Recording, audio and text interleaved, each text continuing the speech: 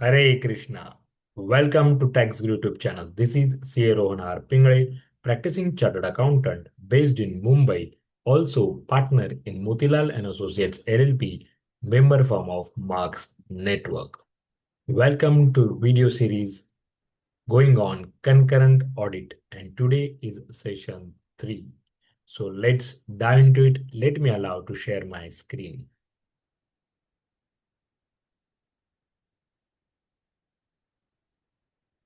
Yes. In our YouTube video series on concurrent audit of bank branches, we have already completed in session 1, Introduction to Concurrent Audit and its Objectives. And in session 2, we completed, or we can say we covered legal and regulatory framework governing concurrent audits of bank branches.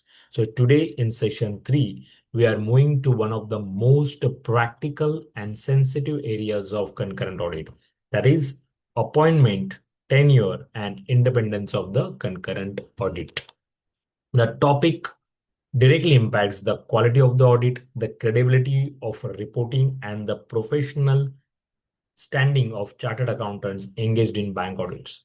Many issues faced by concurrent auditors in practice, such as pressure from branch officials, continuation beyond tenure on conflicts of interest, originated from improper understanding of this topic. So, hence, this session is extremely important not only for new entrants but also for experienced auditors too. So, let's begin with our first slide, appointment process of concurrent auditor. Let us first understand how a concurrent auditor is appointed. The appointment of concurrent auditors is not governed by Companies Act but primarily by RBI guidelines, bank's internal policy approved by the board or audit committee, and ICAI ethical requirements. Generally, the appointment is made by the bank's competent authority, which may be head office, zonal office, regional office, or audit committee of the board, depending on the bank's internal framework. So, key practical points to highlight: branch management doesn't have the authority to appoint or remove concurrent auditors. The auditors receives an appointment letter or email clearly specifying name of the branch, scope of work, period of appointment, and reporting structure. In most public sector units and private sector banks, impanelment is done first, often based on ICAI data or bank panel, and allocation of branches is done thereafter. As a concurrent audit is a continuous and real-time audit, banks prefer firms with adequate manpower, experience in banking audits, and ability to report on time. So that need to be also considered while appointing the concurrent auditor. So moving further, let's understand eligibility and disqualifications for the concurrent auditor. Now let us examine who is eligible and who is disqualified to act as a concurrent auditor. Let's first understand the eligibility. A concurrent auditor must be a chartered accountant in practice, hold a valid certificate of practice, possess adequate banking and audit experience, and have sufficient infrastructure and staff. So banks may also prescribe additional eligibility conditions such as minimum years of experience, prior experience of bank audit or concurrent audit, absence of adverse remarks in previous assignments. Bank retired staff also can be appointed as a concurrent auditor. Let's understand now disqualification. A chartered accountant is disqualified if he or his firm is statutory auditor of the same branch. He is a stock auditor, revenue auditor, or forensic auditor of the same branch concurrently. He has borrowings from the same branch beyond permitted limits. Any partner or relative is employed in key managerial positions in that branch. There exists any direct or indirect financial interest in the branch. So members must remember that disqualification is not limited to actual conflict. Even a perceived conflict can impair independence. Moving further, Let's understand tenure, rotation, and cooling period. The next important aspect is tenure and rotation. So RBI and banks emphasize what rotation of auditors to maintain what independence and objectivity. So tenure is normally concurrent auditors are appointed for 1 year and renewal may be considered subject to performance and bank policy, that particular bank policy. However, continuous appointment for long period is what discouraged. Under rotation, most banks follow what rotation after 2 to 3 years at the same branch. So the purpose of rotation is that to avoid what familiarity threat, to bring fresh perspective, and to reduce the risk of collusion. Under cooling period, after completion of tenure, a cooling off period is prescribed before the reappointment to the same branch. So during this period, the auditor should not accept the same assignment at that branch in any other capacity. So members should always verify bank specific rotation policy as it may differ across the banks. Next, let's understand independence and professional ethics. This is the core foundation of concurrent audit. Independence means freedom from bias, freedom from undue influence, and ability to report facts objectively. So concurrent auditor must strictly adhere to ICAI Code of Ethics, fundamental principles of integrity, objectivity, and professional skepticism. So key threats to independence may be familiarity threat due to long association with branch staff, and that is why the rotation policy is there. Intimidation threat from branch officials to suppress the observations. Most of the times it may be happened in the branches in various banks. So self-interest rate where continuation of assignment is linked to the soft reporting. So many firms also, auditing firms think that if we report adverse and adverse, our reappointment may be cancelled or they cannot be renewed us. So that is also that is called as a self-interest rate where the continuation of assignment is linked to the soft reporting. So the firms or the auditor approach would be then soft reporting, means they don't avoid the reporting in adverse terms. So this is related to our auditor independence, but we must be professionally independent and follow the code of ethics. So practical safeguards, clear reporting to controlling office instead of the branch, written communication rather than oral instructions. We must keep everything on record, at least via through emails, and we can't just do oral communication, oral suggestions, oral advice, or oral requirements. We must keep documentation. And so anything, if you want to communicate to the branch official or to the zonal official, we need to be communicated through emails. Whatever the mode which is can be a audit trail becomes the audit trail. So we need to be adopt that approach.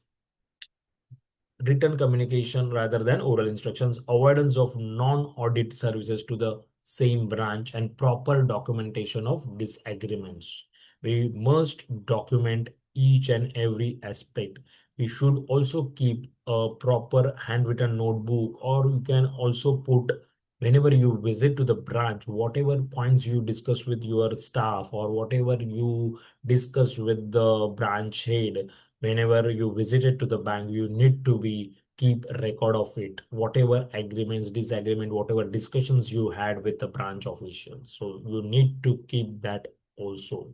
A concurrent auditor must remember our duty is not to please the branch, but to protect the bank and public interest at large. Please note down, our duty is not to please the branch, but to protect the bank and the public interest at large. Very important. Let's understand engagement letter, clauses, and drafting tips. Though banks issue appointment letter, an engagement letter is equally important from the auditor's perspective. Let's understand key clauses to be covered. Scope of concurrent audit and coverage areas very important. Means before starting your concurrent audit, we need to be very clear about what is our scope and what is our coverage areas. Period of appointment and reporting frequency, reporting authority and escalation matrix, access to the records and systems. We need to, many times what happened, we lack to access the records and system at a branch. So we need to be very clear what we will provided to access the systems, means what rights we have. So that need to be clear, very clear with the zonal office. Then responsibility of a branch management, limitation of liability wherever permissible, and confidentiality obligations. So drafting tips would be avoid vague language, be specific about your scopes, ensure consistency with bank's appointment letter, clarify that audit is not a substitute for management controls, and written what signed copy for records. A well-drafted engagement letter acts as a shield during the disputes or inspections. So be careful while you go through your appointment and engagement letter. Next, relationship with branch management. Very important. Concurrent audit requires what? Continuous interaction with branch officials and staff. The relationship should be professional as much as we can, transparent and respectful, but never compromising independence. Be keeping this mind. Our relationship with the staff and the authority, the branch manager, would be professional, transparent, and respectful, but never compromising the independence. What are the do's? Maintain regular communication, discuss observations factually, and educate branch staff on compliance requirements, because here they we need very much important thing is that we need to educate branch staff on compliance requirements if there are lapses. Because what happened, whenever we discuss anything, the senior staff or newcomer staff, they have their own thought in their mind, whatever, means they first, means very lack of very few of the staff members, means out of two out of 10, there are two to three guys who can cooperate us, understand what we are saying, but many times they are just like that we are the fault founder. So we need to read their mind, read the mind of the staff, their how, means while interacting, whether how can we are the value added service provider and not a fault finder. We need to win their trust and assure them that we are here for not a fault finder but as a value added service provider. So we need to work on that while maintaining the relationship with the staff and branch head.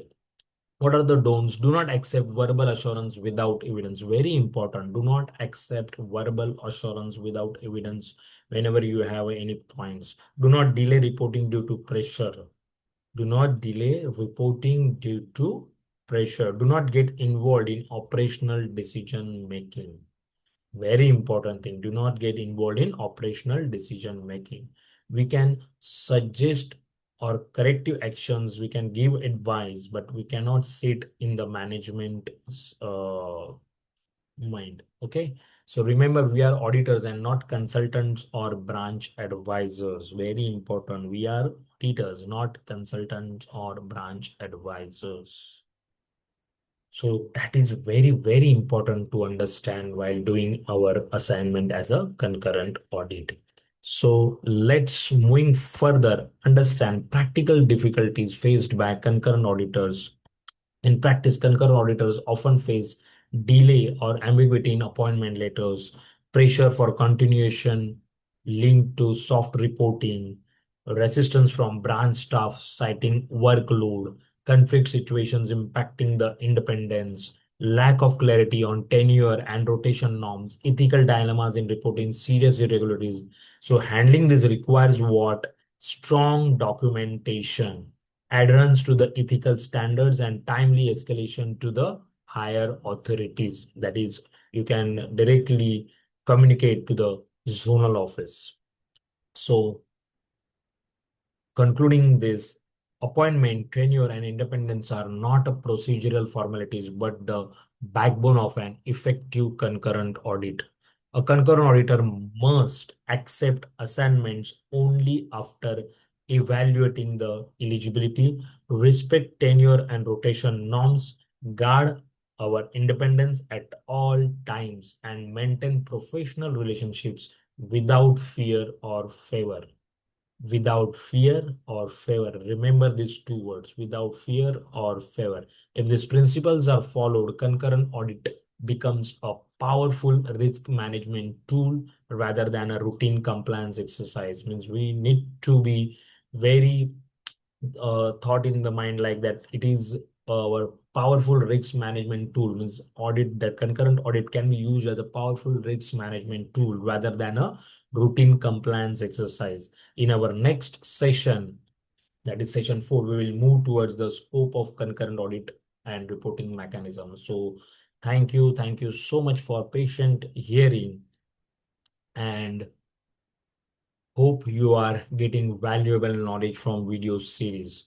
Please note down my contact numbers. If you have any queries, observations, suggestions, then do let me know via email, WhatsApp, or you can also comment below the video. Thank you so much. If you are not yet subscribed Tax Guru YouTube channel, then do subscribe Tax Guru YouTube channel for latest updates and video series like this.